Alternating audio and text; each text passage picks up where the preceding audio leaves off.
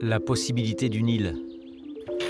En 10 ans d'existence, c'est la plus grosse acquisition du Conservatoire des espaces naturels des Pays de la Loire.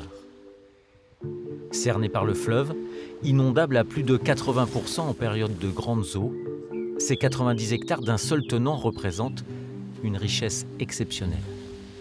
On est sur un site qui a la particularité d'avoir et des très grandes prairies, et du bocage, et des bras morts. Il y a un bras mort de la Loire qui est derrière, la Loire qui est à côté, et donc du coup on a une grande diversité d'espèces.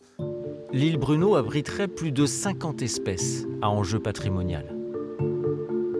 Ici on a deux espèces de sternes qu'on voit très régulièrement, c'est la sterne pierre-garin et la sterne naine.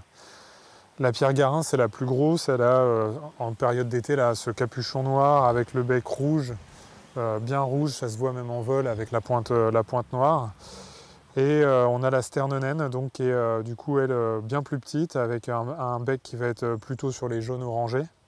Donc avoir ces deux espèces, ouais, c'est vraiment une richesse hein, pour l'ensemble de la Loire. Hein. C'est des espèces qui sont très rares, les colonies de reproduction sont de moins en moins nombreuses. Tous les oiseaux qui nichent dans les prairies sont en déclin à cause de l'intensification de l'agriculture, avec des fauches aussi sur les prairies qui sont bien souvent trop précoces et qui du coup vont détruire les nids.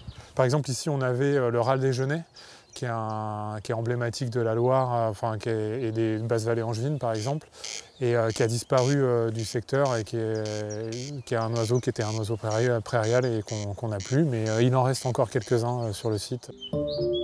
Un espace naturel sensible, dont l'entretien passe aussi par la main de l'homme. Ici, un éleveur bovin devrait s'installer d'ici la fin de l'été pour maintenir les pâtures, tout en s'engageant dans une démarche environnementale. Pas d'utilisation de pesticides, pas de fauchage en période de nidification. Montant de cette acquisition foncière, un peu plus de 473 000 €.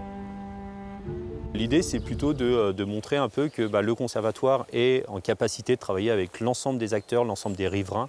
Alors effectivement, il y a le monde agricole, il y a aussi les collectivités, les élus, éventuellement aussi le grand public qui peut aussi de temps en temps vouloir bénéficier d'espaces naturels de qualité. Le conservatoire intervient en tant que propriétaire ou gestionnaire sur près de 4 500 sites en France, dont une cinquantaine en Pays de la Loire. L'île Brunehaut, classée site Natura 2000, figure parmi les plus remarquables.